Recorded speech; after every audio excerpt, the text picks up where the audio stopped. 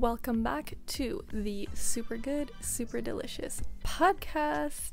I'm your host, Carly with an EY. Today, we're going to be talking a little about how to prepare a showcase, like a dessert showcase or anything. The holidays are coming up, so I thought this would be a great time to touch on this topic. I was going through my old notebook from a vegan desserts course that I took back in 2020. So I graduated, it's up here on my wall. I graduated from the Essential Vegan Desserts Baking course by Ruby, totally online.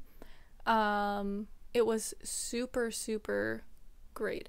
I had learned so much and I was like a self-proclaimed I know everything, so what could I learn? I mean, I passed with flying colors, of course, but I did learn a lot. I learned a lot about the specificities and proper words and everything like that, which by now, it's been 3 years and I've pretty much forgot, but you probably will notice a few little details throughout my videos if you watch my regular YouTube videos.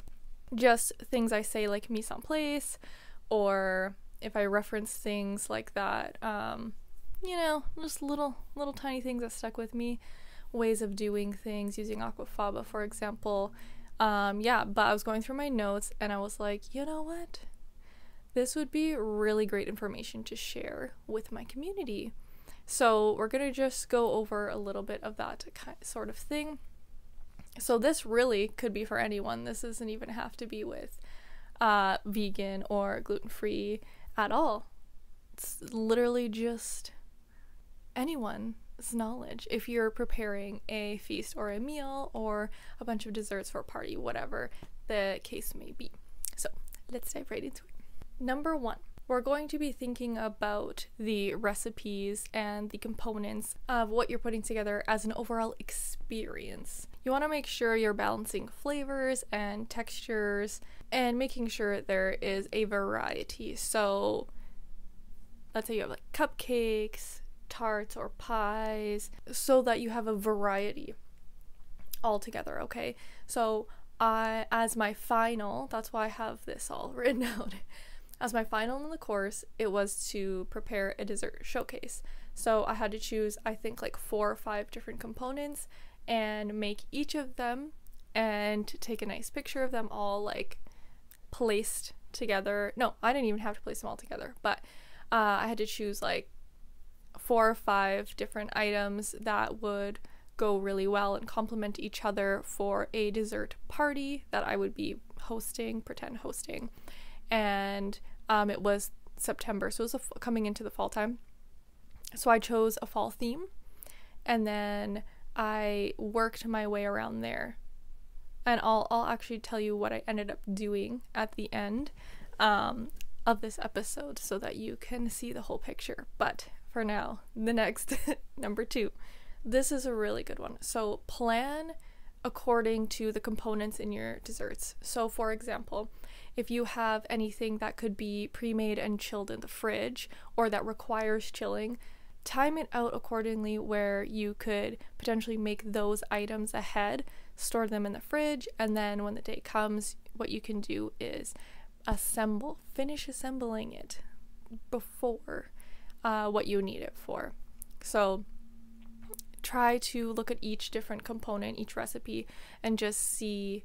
It's like prioritizing kind of, but like, what could I do first that can make things easier for me the day of? Because doing everything in the same day is always so exhausting, and it's really just, it ends up wasting your whole day. You just spent your whole day in the kitchen. Plus, you have to make like breakfast, lunch, and dinner for yourself that day too. So doing all of that is so exhausting. You want to make sure that you plan ahead and prepare the things that you could be any types of frostings or sauces, things like that, that you could just store in the fridge and bring out the day of to prepare the final dishes. I love this one. So number 3, consider making something for everyone. So say you have one option that's gluten-free, or if you are gluten-free, maybe consider making okay, I guess it could end up being gluten-free by accident, but something that like other people wouldn't really know is gluten-free. Like for example, Nanaimo bar. That is normally gluten-free, but because I mean if you're gluten-free, you have celiac, you're not going to make something with flour in your kitchen, but you could also just go out and grab something from the store that's not gluten-free if you have people that are going to be like, oh my god, it's gluten-free, gross. So think about everyone, okay? So maybe not everyone loves chocolate, so you have one thing that's super chocolatey, decadent for the chocolate lovers. You have something that makes sure gluten-free, something that maybe isn't gluten-free. For this example, we're using desserts, so not necessarily going to need them to not be vegan, for example, but say you aren't vegan and you know your vegan guests, make sure you have something that's for them. Really good one too, something more fruity, for the people that don't like, you know, chocolate or frosting, things like that. You have a more fruit based, like a fruit crumble, something like that. Maybe even something lower in sugar, like a more healthy dessert option as well is really great. So having a variety so that you can make sure everyone can enjoy something when they come. Okay, number 4 is make everything teeny tiny. So I mean, it doesn't have to be that small, but having bite-sized things goes over really, really well at parties, because then you're like, oh, I'll just have this little bite, or like a mini cup that's like 2 spoonfuls of a dessert, like a little mini truffle or like a yogurt something type of dish, a mousse maybe, that's just like a couple bites. That's perfect, because then everyone will be, I don't want to say it'll make everyone happy, but it ensures that everyone's not going to be like, oh, a big huge piece of cake, like I don't know if I want to eat a whole piece of cake, you know what I mean? And then that also gives people the option to try one of everything maybe, like, or a couple items, like, oh, I really loved this little mini cupcake, or I really liked this little tart that you made, or, you know, things like that. Make them mini, because then it's almost more accessible for people and makes them feel like they're also not overindulging as well. I mean, you're at a party, you don't want to be like stuffing your face with like ginormous amounts of treats, so in my opinion anyways. Number 5, I already touched on this, but consider seasonality. Okay, so meaning what time of the year is it? Is it spring? Is it winter? Is it summertime? Plan according. So if it's fall, you have more of a fall feel, or if you're doing like a Christmas in July, you know, make sure it's Christmassy, obviously. What I would also recommend personally, right now we're heading into the winter season, and I'm looking at what is in season right now where I live, because what is in season where you live, what you can get locally, is always going to taste better than imported fruits, for example, and vegetables. They're usually less sweet or just not as good. Frozen fruit is a good option as well, because it's got the same nutrients, but it's going to be picked when it's ripe or more closer to ripe and then flash frozen, as opposed to picked when it's not even close to being ripe and then shipped across the world and not tasting so great. So I would highly recommend also doing that. See, look at this, what fruits, vegetables, whatever are in season right now. So right now we're kind of still in the apple zone for us, you know, squash, pumpkin, pears, those kind of things right now. So I'm looking at what recipes could I, instead of like using peaches, could I use apples, and doing those kind of things according to seasonality. Okay, number 6. This is important. All of these are important, but now the actual process. So we're going to draft a menu, okay? So you're going to pick your 4 or 5 items, whatever number you have landed on. You're going to make a menu. This is very important actually, because you don't want to just wake up and be like, oh, let's make this, let's make that. Like, I have done this a million times, okay? It is way better to pre-plan. Go through Instagram, TikTok, YouTube, your recipe books, everything, and see what do you actually feel like making, what is in season right now for you to make, so you're not just making like, I don't know, something that does not fit just because you have the ingredients or whatever. Actually really think about it and pick the items based on your theme and the season and everything like that you want to go for. Pick your 4 or 5 items. I mean, you could also do like 3 or get other people to bring items too. That's actually a really great idea. Make your menu and then ask people that you trust with making delicious food, can you make this and bring it? Can you make this and bring it? And then when all of your stuff comes together, boom, you only did part of the work. It also will save you so much time because you'll know, okay, I know I'm making these items. I know we need these ingredients. So if you're missing an ingredient, you don't have to last minute run to the store.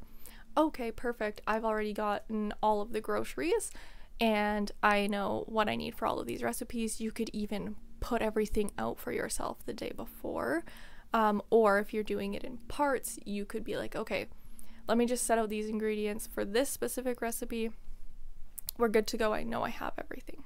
And then that leads us into the actual preparation. So like I said before, if you have anything that you can keep in the fridge for a couple days or just pre-make, like even if it's a crust for a pie, like pie dough crust or frostings, puddings, like different things like that can just hang out in the fridge. And then the next day or the next couple days, like say you have a busy work week leading up to Christmas and you're like, oh my god, I don't have time. Okay, tonight we're gonna make this. Tomorrow we're gonna make this. Like even with that, if you know you're gonna be busy leading up to the holidays, I would say really try to plan ahead for, or this even goes for if you are going to go to a holiday party and you need something to bring. I would also say test the recipe, especially if you've never made it before. Make it one time for your family, for yourself, just maybe a half batch, and then just taste test it and make sure, okay, this is good, this is gonna be good for everyone. And then before you go ahead and take it to your party or before you make it, because it always sucks. I mean, I am that person that is like, I'm just gonna try a brand new recipe today for everyone to try, and you know, sometimes you encounter problems, or you're like, I didn't think it was going to turn out like that, or you're like, oh, I think it needs a couple extra minutes in the oven, and it didn't, but you didn't know that. So there are little blips that happen, and you want to make sure that you have already done it once and okay, I know I like it this way. Or for example, there's these chocolatey oat bars that I've made in the past. I've made them I think twice now. And the reason I'm not making them again is because I have not been able to find the Camino semi-sweet, is I think it is, chocolate. It's like a bar of chocolate used for baking, melting, yada yada yada. It's semi-sweet. It's not like baker's chocolate, which has 0 sugar. That is not what I want, okay? I cannot find this chocolate anywhere, and it is the best, it's the most delicious chocolate, vegan chocolate I've ever found, and I just want to make all the things with it, but I literally can't find it anywhere. So if you find a good chocolate, this recipe would be for you. But basically, it's like a copycat Starbucks chocolatey oat fudge bar. So good. It's like an oaty layer chocolate, more oats. It was the most delicious thing I've ever had in my life. Okay. I think the first time I tried it, which it was a fairly easy recipe, so if it's easy, obviously, you know, it's gonna be good. I would say maybe you could do it, but I do recommend making the recipe once before serving it to other people, especially people you don't know. So that one I used with my good chocolate, and it blew everyone out of the water. We had non-vegans over, and they were like, this is so good, holy, like what did you put in this? It is so good. The next time I didn't have chocolate, so I just had chocolate chips, and I just used the chocolate chips, and we were just for my family, we were just eating it, and we're like, it's not as good. It was just not as good. Okay, so sometimes, I mean, for the people that hadn't had that before, they would probably think it's good, but the quality that chocolate chips are is not as good. They don't melt like how baking chocolate is to be melted. They're not meant to be melted down and used to coat things, for example, okay? They're meant to be the cherry on top in your chocolate chip cookies, okay? There's a big difference in the texture and flavor and richness and depth, okay, to a good baking chocolate and chocolate chips. So those little tiny details make the difference when you're testing recipes and you're trying recipes. Okay, that is all my tips that I have. Other than obviously be prepared with utensils and little plates and things like that. Going to the thrift store if you don't have plates like little mini plates and stuff is a really great idea. It's always super cheap, and then you can get like fun plates and people will be like, oh, this is like a really cute plate, and you're like, thanks, I thrifted it. So highly recommend doing things like that too, because it's just fun and kind of like making it self-serve but making it pretty at the same time, and not just like, here, eat out of Tupperwares, friends. Like, actually make it look pretty, you know what I mean? That always adds a little. And then, you know what, your house and you are going to be you're going to be the person that people are like, oh, we got to go to their house because they always make the bomb desserts and they always have, like, it looks so fancy. You know what I mean? You want to be that person. At least I want to be that person, because I swear my love language is feeding people. I don't even love sweets that much, but like, I love baking and I love feeding people, like, especially sweets. So if you're like me, you want to put in the extra effort, okay? We will wrap up this episode, and it was a little bit of a quick one this time, but that's okay. We'll wrap up this episode with what I did for my dessert finale, my dessert showcase for the Essential Vegan Desserts course, okay? I wrote down here 5 things that I did. I don't think I did all 5 of those items. I know for sure. Okay, I did mini pumpkin pies. So they were just like little mini pumpkin pies, little whipped cream, amazing, delicious. I mean, those you could even cut into like 4s and it'd be like a little tiny mini pumpkin pie. So cute. Yeah, you could do that. So that was one of my things that I did, because it was fall, remember? So fall theme. The second item that I ended up doing was cheesecake. I've never made cheesecake, or I've maybe tried it once before. I still haven't been able to successfully make vegan cheesecake that I liked. I don't know why. I need to keep trying different recipes, but it's just like, and I have a Vitamix, like I have a blender that can just pulverize things, but for some reason I don't know if it's the ingredients, if I don't like cashew based or what's going on here, but I need to find the right recipe, because I didn't really love that recipe that I did for that. But I did mini cheesecakes with some type of, I think I did maybe like a blueberry or a strawberry compote on top. They were just really sour. I don't know. I really gotta do like a cheesecake test. Try cheesecake again, because I don't like non-vegan cheesecake. Hated it growing up. I have come to love good vegan cheesecake. I really, really like it. So if I could actually pull it off and do a good one, I would make it. And then I did chocolate cupcakes with mini chocolate cupcakes with frosting. So super simple. Oh yeah, that's what I did. And then I did carrot cake.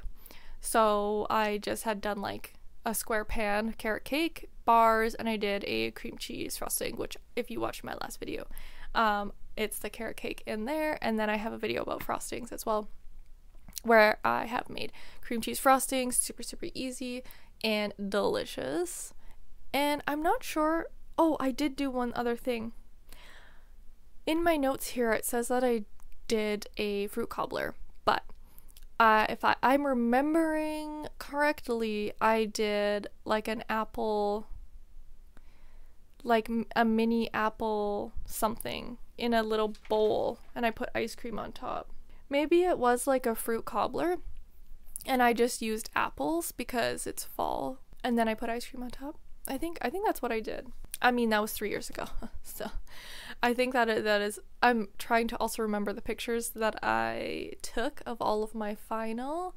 I'm pretty sure that those are the things that I did. So, you know, a little bit of everything. I tried to go with like a sweet chocolate cake, and then a little like healthier, I don't know if it's healthier, carrot cake, more, you know, sweet but still the cream cheesy, and then the apple cobbler, you know, more of fruit again. I guess they're all kind of sweet, but pumpkin pie, because, you know, not everyone loves pumpkin pie either. And then cheesecake, so cold, tart.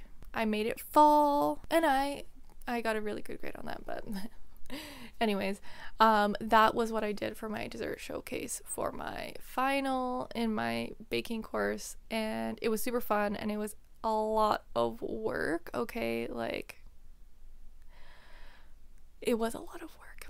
And I was also rushing and trying to finish everything before the deadline, which was within a couple of days. And I was like baking and taking pictures in like the middle of the night. Yeah, it was like cupcakes you can totally make, cool, pack up, put in the freezer. Okay, you could put those in the freezer like a week beforehand. Could have done that. The frosting, same thing. Frosting will last you. Could have whipped up the frosting, just kept it in the fridge for like 2-3 days. Would have been perfection. Okay, pumpkin pies, I don't know if I would have really done that that early. I noticed they do kind of get a like a liquidy top, not that cute after a few days, so maybe wouldn't have done that. But you do need to make sure they chill properly, so probably made them the day before. The cheesecakes, pop them in the freezer. Could have made that days before. Okay, the fruit cobbler, apple cobbler, whatever I made, probably that one I would have done the same day. Obviously, like, it's usually served warm and stuff like that. You don't want it to look yucky or anything. So honestly, a lot of the things that I made could have been made way prior, and then I could have just pulled them out, let them thaw, do their thing, added the extra. I don't even remember. I made the lemon curd, but I must have put the lemon curd on the cheesecake and the blueberry on top as well. I don't really remember the lemon curd. Maybe I just scratched it at the end because everything was taking me forever, because my time management skills are very poor. Which is why I do one thing usually at a time. Like, let's focus on this one recipe. Multitasking is not my strongest point when making food, so, or doing anything. But anyways, that is it for this episode, and I hope you enjoyed listening and watching. I hope you learned something going ahead into the holiday season. I hope this helps in figuring out, you know, oh my god, what should I do? What should I make? What should I put together? You just gotta do a little pre-planning, a little thinking, writing down some stuff. You'll be good to go. I believe in you. And that will be it for this episode of the Super Good, Super Delicious podcast. Thank you so much again for listening, and I will catch you in the next episode. Bye!